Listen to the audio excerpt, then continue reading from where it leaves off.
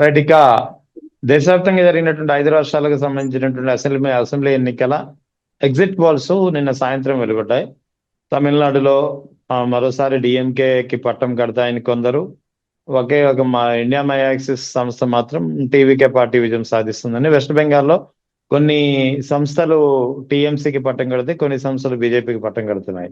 So ఈ exit polls అనేది exact poles గా రిఫ్లెక్ట్ అవుతాయంటారా, లేదా ఏపీ 2024 ఎన్నికల్లో ఒక మిస్సీవ్ జరిగిందనే ఏదైతే వాదన వినిపిస్తుందో, ఆరోపణలు వినిపించాయో, ఈవీఎంలపై ప్రశ్నలు వినిపించాయో, ఆ ఈవీఎంల తారుమారు లేదా ఈవీఎంల హ్యాంపరింగ్ అనేది కూడా ఇక్కడ బయటకు వస్తుంది టాపిక్.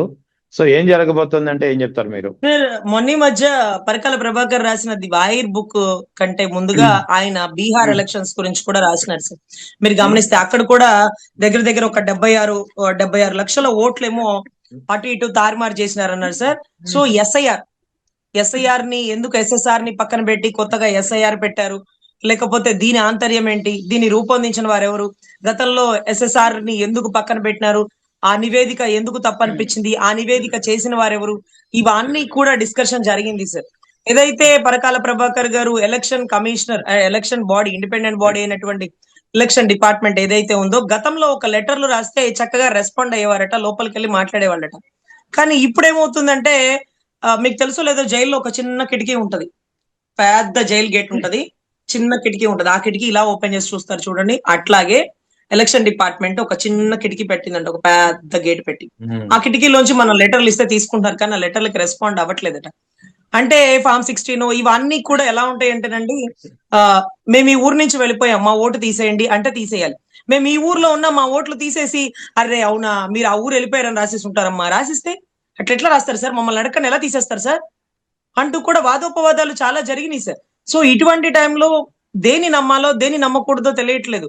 అంటే ఎలక్షన్ అంటేనే మనం ఎంపిక చేసుకోవాల్సిన అభ్యర్థిని మనస్ఫూర్తిగా ఎంపిక చేసుకుంటున్నామా, మనం ఎంపిక చేయాల్సిన అభ్యర్థిని కూడా అర్ధరాత్రి 11:45 నుంచి తెల్లవారుజామున 2 వరకు టక్ టక్ టక్. అరే స్వామి, సెకండ్ కి ఎన్ని ఓట్లు వేస్తారండి? ఒక గంటకి ఎన్ని ఓట్లు పోలింగ్ అయినాయండి? నిమిషానికి 5 ఓట్లు పోలింగ్ అవుతాయా, 4 ఓట్లు పోలింగ్ అవుతాయా? అరే ఏదో సినిమాలో చెప్తారు సార్, వచ్చిపోమ్మ మెరుపుతీగా అంటే. అరే ఏదైతే పోలింగ్ బూత్ లోపల నుంచి రెండిటికి నడవాలి, ఒకటి ఎమ్మెల్యే కౌంటర్ కి, ఒకటి ఎంపీ కౌంటర్ కి. ఈ 2 కౌంటర్లకి నడవడానికి, లోపలికి నడవడానికి, ఆ చుక్క వేయించుకోవడానికి, అది అయిపోయాక బయటికి రావడానికి సార్ ఎంత టైం పడుతుంది సార్? వచ్చిపోమ్మ మెరుపుతీగా అన్నట్టుగా టకటక వచ్చేసి టకటక వెళ్ళిపోయింది సార్. అంటే క్యూ లైన్ లో ఉన్న వాళ్ళకి గేట్లు క్లోజ్ చేసినారు, 3500 బోట్లు. అంటే మన రాష్ట్ర ఎలక్షన్ చూస్తుంటే ఇక మనం పక్క రాష్ట్ర ఎలక్షన్స్ ఎంత నిబద్ధతగా జరిగినాయి అని ఊహించడం అనిర్వచనీయం అండి. ఎందుకంటే మన కళ్ళ ముందు మన ఎలక్షన్ ని ఎంత విధ్వంసం చేసినారో.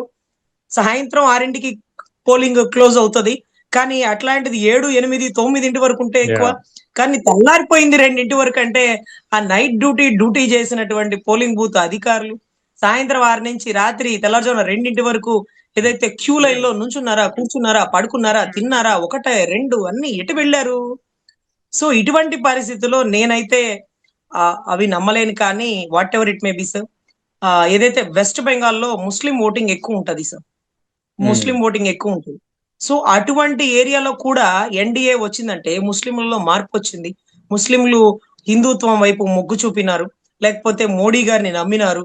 ఇవన్నీ వినడానికి బాగుంటాయి కానీ తర్వాత నమ్మబుద్ధి కాదు సార్. సో అక్కడ ఎలక్షన్ ఎలా జరుగుతుంది అనేది తెలియదు. కానీ చాలా మంది సార్ మన ఊరికి ఎంబ్రాయిడింగ్ వర్క్, మగ్గం వర్క్ చేయడానికి వచ్చేవాళ్ళు సార్. మీకు గుంటూరు, విజయవాడ అంతా కూడా, అంటే మా ఏరియా అంతా, వాళ్ళు రోజుకి 1000 రూపాయలు సంపాదిస్తారు సార్. ఇక్కడ మనం 1000 రూపాయలు ఇవ్వాలి వాళ్ళకి పర్ డేకి, ఇల్లు, అకామిడేషన్, భోజనం అన్ని ఇచ్చి. కానీ ఎలక్షన్ అంటే 10 రోజుల ముందే వాళ్ళు వెళ్ళిపోతారు సార్. వెళ్ళిపోయి వాళ్ళందరూ మొత్తం ముస్లింసే సార్, మొత్తం ముస్లింసే. అక్కడి నుంచి ఇక్కడికి వచ్చి బతుకు తిరిగి వచ్చినంత ముస్లింసే. వీళ్ళందరూ ఎలక్షన్ అంటే పరిగెట్టుకుంటూ అక్కడికి వెళ్తారు సార్. 10 రోజులు ఎలక్షన్ రోజు వెళ్ళి వేసి తర్వాత రోజులు వచ్చేయండి అంటే అలా కాదట. ఒక 10-15 రోజుల ముందు వెళ్ళే వాళ్ళు ఉంటారు, నెల రోజులు అక్కడే ఉండే వాళ్ళు ఉంటారు, ప్రచారం చేసుకుంటారు, దగ్గరుండి గెలిపించుకుంటారు. మా సామాజిక వర్గాన్ని మేము రక్షించుకోవాలి, మా ఉనికి కోల్పోతాము, లేకపోతే మాకు గౌరవం ఉండదు, లేకపోతే మాకు ఇంకోటి అంటూ వాళ్ళు పొలోమని వెళ్ళిపోతారు. ఇప్పుడు అక్కడ ఎన్డీఏ వచ్చింది అనుకోండి, ఆ ఓటేసిన వాళ్ళకి ఆశ్చర్యం అవుతుంది. లాస్ట్ టైం మీరు వేసినారు, ఈ టైము నేను వేసినాము, ఈ టైం ఇంకా మన పిల్లల ఓటింగ్ కూడా కలిసింది, ఇంకా గెలవాలి కదా, మరి కొత్తగా ఎవరు వచ్చినారు, ఎలా గెలిచినారు, ఇవన్నీ కూడా ఎలక్షన్ దాని మీద కూడా ప్రజలకి సందిగ్ధమైన ప్రశ్నలు వచ్చేస్తాయి సార్. నేను చాలా మంది ఈ మగ్గం వర్క్, ఈ ఎంబ్రాయిడింగ్ వర్క్ వీళ్ళందరూ చేసే వాళ్ళని అడిగేదాన్ని, మీరు అక్కడ ఓటు ఎవరికి వేస్తారు, మీరు ఎందుకు 10 రోజులు జీతం మానుకొని పోతున్నారు, ఇలా చెప్పినప్పుడు వాళ్ళు చెప్పిన మాటలు సార్.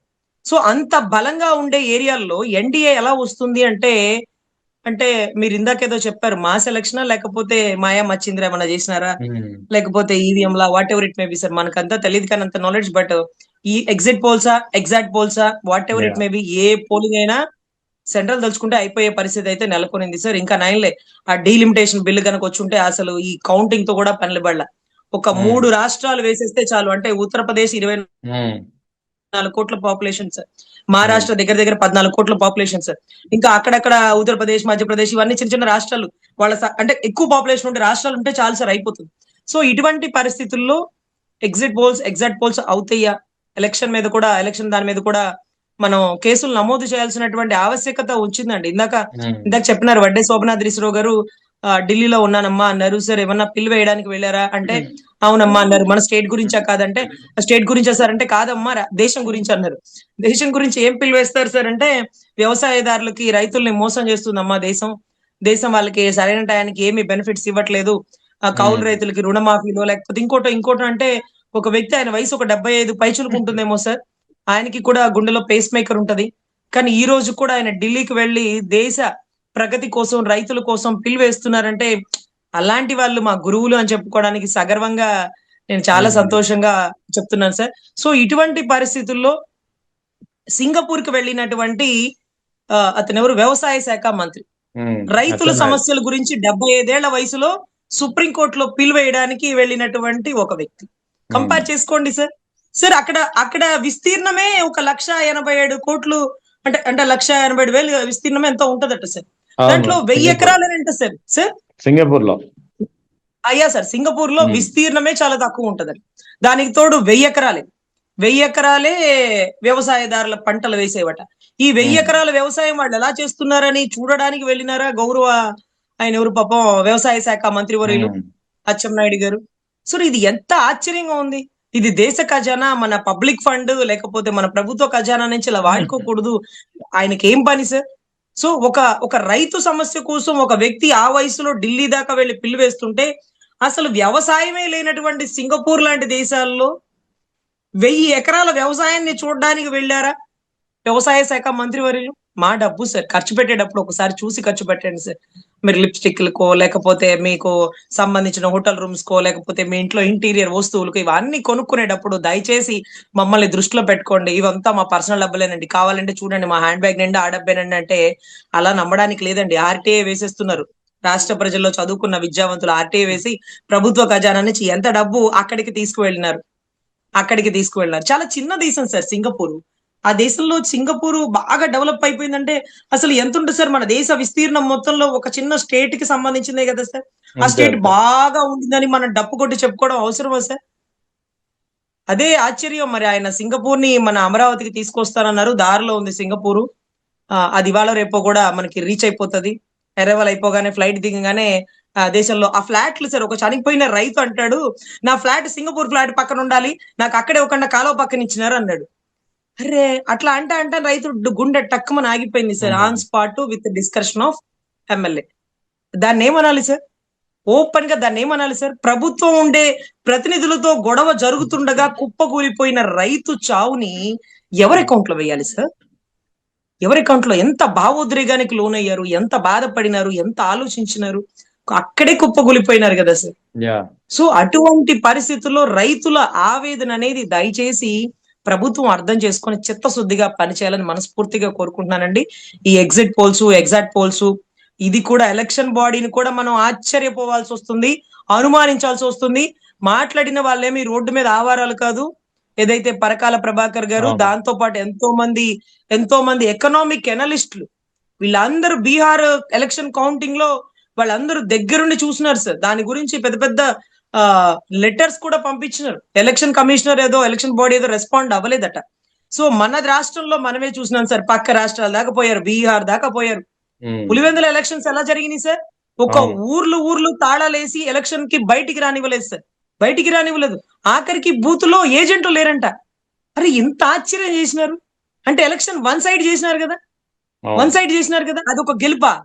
ఆ గెలుపుకి మళ్ళీ మీరు డప్పు కొట్టుకోవడమా? తల్లి చెల్లి ప్రచారం చేసినప్పుడు కూడా ఆయనంటే ఏంటో తెలుసు కాబట్టి ఎలక్షన్ అంటే ఎలా ఉంటుందో చూపించినారు కదా సార్. సో దయచేసి ఇండిపెండెంట్ బాడీ అయిన ఎలక్షన్ ని బాడీని ప్రభావితం చేసేస్తారు. పాపం పోలీస్ వ్యవస్థ అయితే హైకోర్టులో చివాట్లు ఎటుపోతుంది సార్. సో దయచేసి లీడర్ సినిమాలో శేఖర్ కమ్ముల గారు తీసినటువంటి లీడర్ సినిమాలో హీరో లాగా గౌరవ డిప్యూటీ శాఖ మంత్రి వర్యులు ఉండాలని, నా మీద విరుచుకుపడ్డ వీర మహిళలందరూ భీమవరం డిఎస్పీ మీద విరుచుకుపడ్డాలని, ఒక మైనర్ బిడ్డకు జరిగినటువంటి అత్యాచారాన్ని ప్రశ్నించి గొంతెత్తి మాట్లాడాలని, మహిళా పక్షపాతిగా ఉండేటటువంటి జనసేన పార్టీ చిత్తశుద్ధిగా ఈ కేసుని ఎంక్వైరీ చేసి ఆ కుటుంబాన్ని ఆ బిడ్డని పరామర్శించాలని, ఏ పొలిటికల్ ప్రెషర్ వల్ల ఆ కేసు వేయకుండా ఉన్నారో, ఏ పొలిటికల్ లీడర్ చెప్తే ఆ కేసు వేయకుండా హైకోర్టు దాకా మెట్లెక్కిన డిఎస్పీ తో పూర్తి వివరాలు సేకరించి ఆ ఎమ్మెల్యేని సస్పెండ్ చేయాలని, హోమ్ మినిస్టర్ గారు లేకపోతే మహిళా కమిషన్ చైర్పర్సన్ మీద గౌరవ సీఎం గారు చర్యలు తీసుకోవాలని, మళ్ళీ ఇలాంటివి హైకోర్టు దాకా పోకూడదు, ఏవైనా మీ దగ్గరికే రావాలి, మీరే ఇమీడియట్ రియాక్షన్ తో యాక్షన్ తీసుకోవాలి అంటూ కూడా కొంచెం మందలించండి సార్. అంటే గట్టిగా మందలించకండి, చిన్నగా. అంటే మొన్న పవన్ కళ్యాణ్ గారికి చెప్తారు చూడండి, ఏమ్మా అనిత నన్ను తీసుకోమంటా హోంశాఖ, నేను తీసుకుంటే ఎలా ఉంటుందో, అంత కఠినంగా వద్దులేండి. ఏదో సమావేశాల్లో మీ 4 గోడల మధ్యన హోమ్ మినిస్టర్ వర్యులకి మహిళా కమిషన్ చైర్పర్సన్ కి ఇవి అక్కడ దాకా పోకూడదమ్మా. ఏ సమస్య వచ్చినా అవేర్నెస్ చెప్పండి, మీ దగ్గరికి రమ్మనండి. పార్టీలకు అతీతంగా ఆడబిడ్డలకి రక్షణ కల్పిస్తామన్న భరోసా మీ ద్వారా మహిళలకి ఆడబిడ్డల తల్లులకి అందేలాగా చూడండి అని కఠినంగా కాకుండా కొంచెం శుతిమెత్తగా చెప్పాలని ఒక మహిళగా కోరుకుంటున్నాను సార్.